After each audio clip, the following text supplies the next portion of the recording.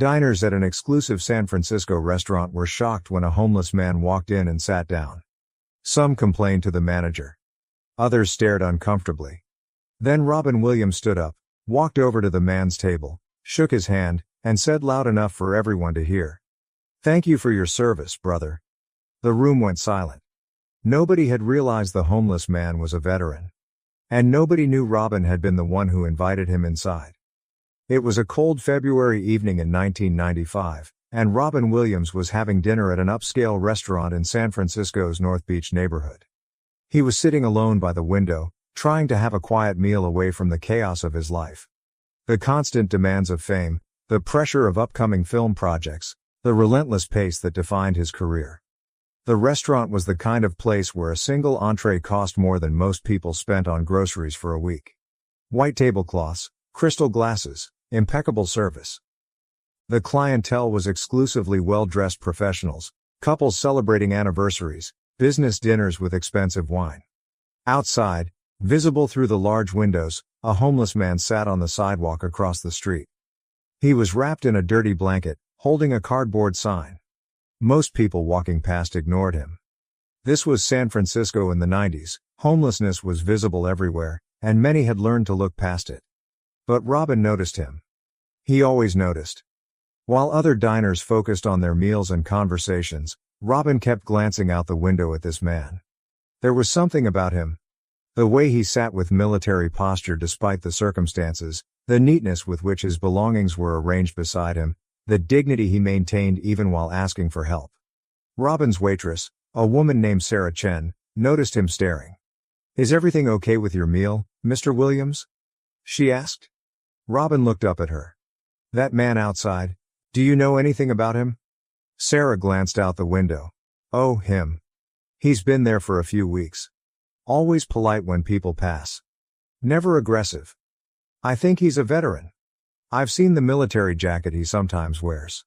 Robin was quiet for a moment, still watching the man. Then he made a decision. "Sarah, I need you to do something for me. Go out there and tell him that a table has been reserved for him here. Tell him someone wants to buy him dinner. Full service, whatever he wants from the menu." Sarah's eyes widened. "Mr. Williams, are you sure? I mean, the manager might." "I'm sure," Robin said firmly. "And don't tell him who's paying. Just say it's from a grateful citizen who appreciates his service." Sarah hesitated. She glanced around the dining room. At the well-dressed couples, at the business executives, at the wealthy patrons who expected a certain atmosphere. Bringing a homeless man into this environment would cause problems. She knew it would. But Robin was looking at her with such earnest determination that she couldn't refuse. "Okay," Sarah said, "I'll get him." She went outside and approached the homeless man. Robin watched through the window as she spoke to him.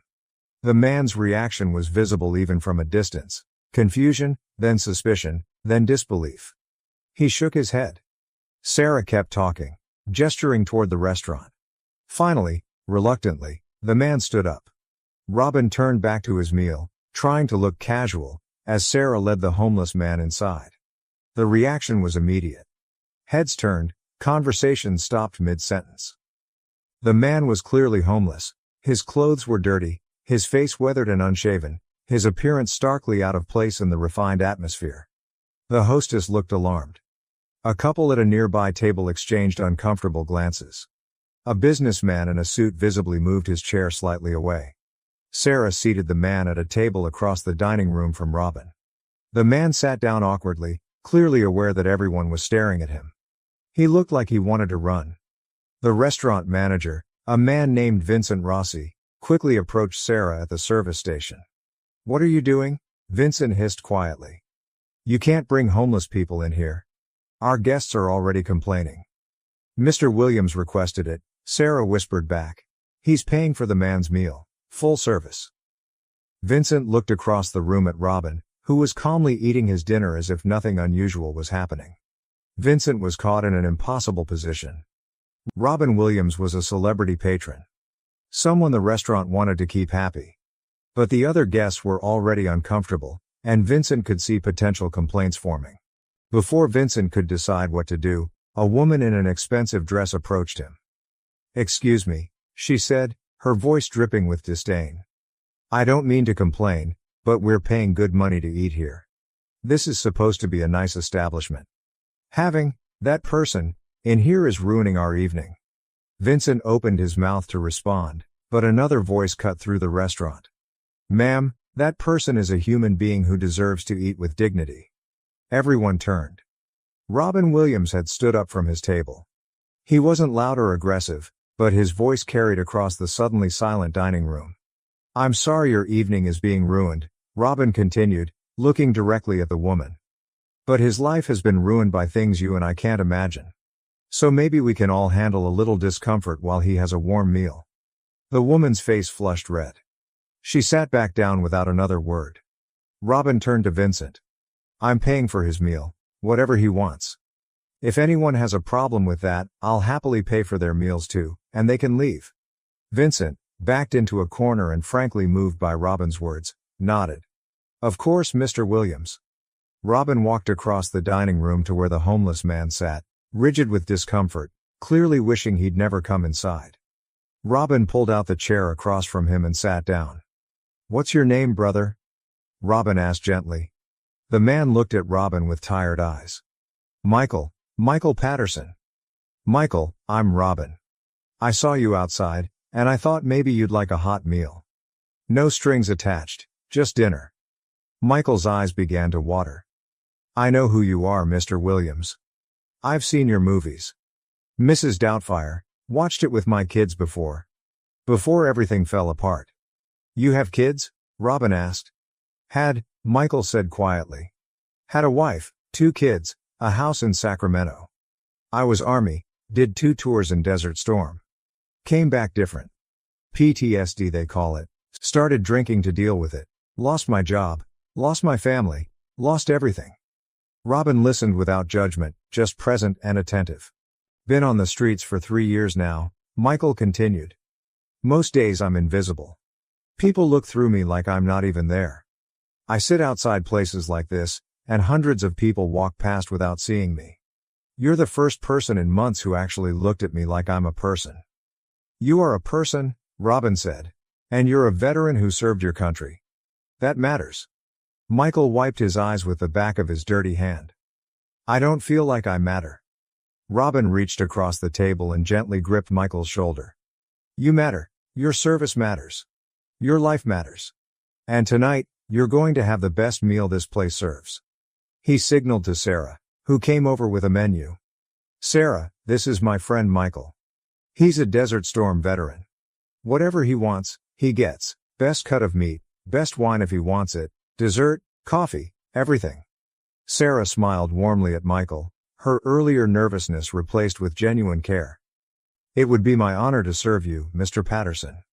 For the next hour, something beautiful happened in that restaurant.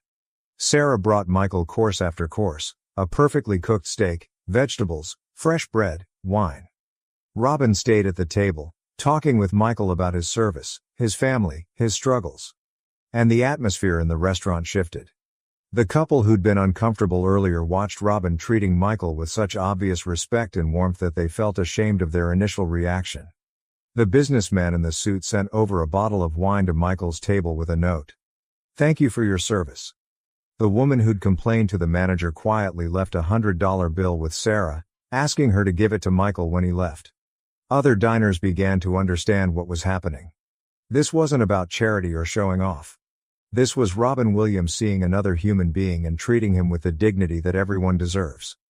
When Michael had finished eating, Robin stood up and did something that would be remembered by everyone in that restaurant for the rest of their lives. He stood at attention, a civilian's approximation of a military posture, and saluted Michael Patterson. "Thank you for your service, brother," Robin said, loud enough for the entire dining room to hear. "You served your country with honor. You deserve to be honored in return." The restaurant erupted in applause. Not polite, restrained applause, but genuine, emotional appreciation. People stood up. The businessman who'd sent the wine saluted as well. Even Vincent the manager, who'd been worried about complaints an hour earlier, had tears in his eyes.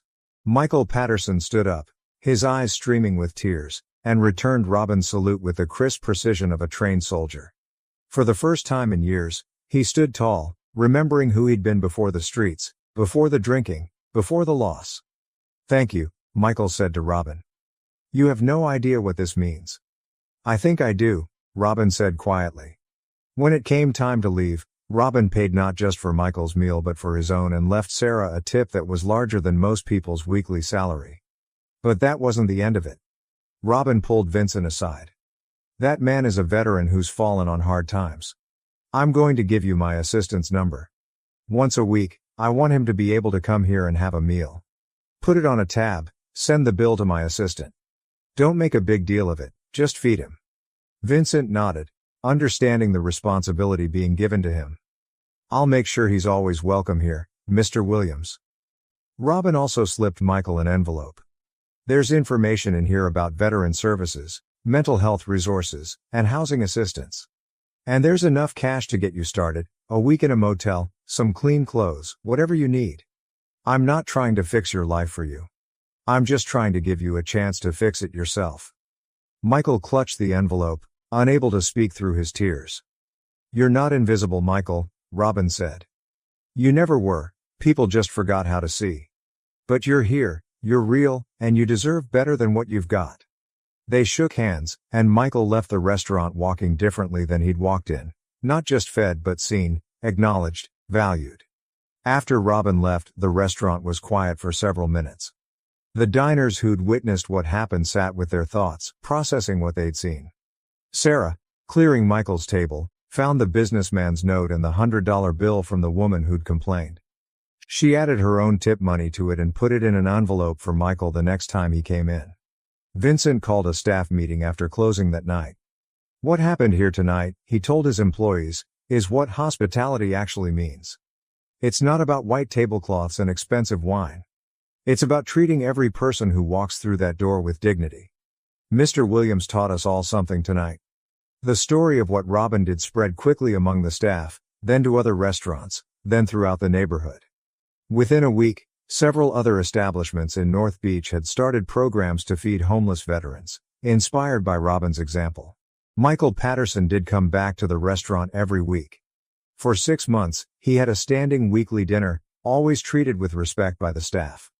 The regular patrons got to know him. Some of them helped him connect with veteran services. One businessman, moved by Michael's story, helped him find a job. By the end of that year, Michael was off the streets. He'd found housing through a veterans program, gotten treatment for his PTSD and reconnected with his kids. He still came to the restaurant occasionally, but now he paid for his own meals. He always sat at the same table where Robin had joined him that first night. Years later, after Robin's death in 2014, Michael gave an interview about that evening.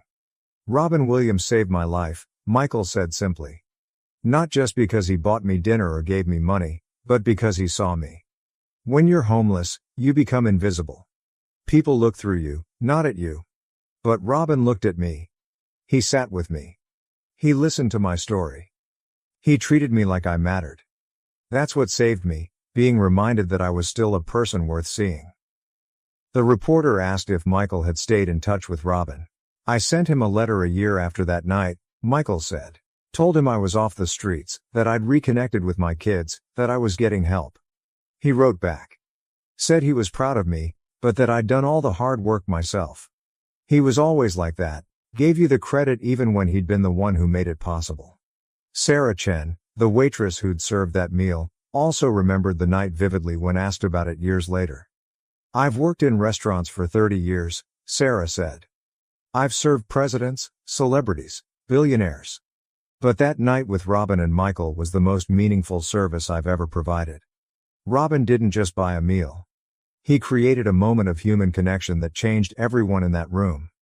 People who'd been ready to complain about a homeless man's presence left the restaurant that night thinking differently about who deserves dignity. Vincent Rositose, the manager, kept a photo on his office wall. A picture someone had discreetly taken of Robin saluting Michael. It became the restaurant's philosophy. Everyone who walks through the door deserves to be treated with respect. "Robin taught us that hospitality isn't about exclusivity," Vincent said. "It's about inclusion. It's about seeing the humanity in everyone."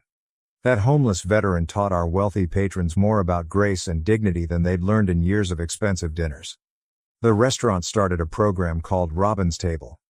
Once a month, they'd invite homeless veterans for a free meal, served with the same respect and quality as any paying customer. Other restaurants in the city adopted similar programs. All because Robin Williams saw a man that everyone else had learned to ignore. All because he chose kindness over comfort. All because he understood that dignity isn't something you earn, it's something every human being deserves. The diners who'd been there that night never forgot it. The woman who'd complained became a regular donor to homeless veteran charities. The businessman who'd sent the wine started volunteering at a veterans shelter. One moment of choosing to see another person had rippled outward, changing dozens of lives. That's what Robin Williams did. Not just that night, but throughout his life. He saw people, really saw them, when everyone else had stopped looking. And in seeing them, he reminded them that they were worth seeing.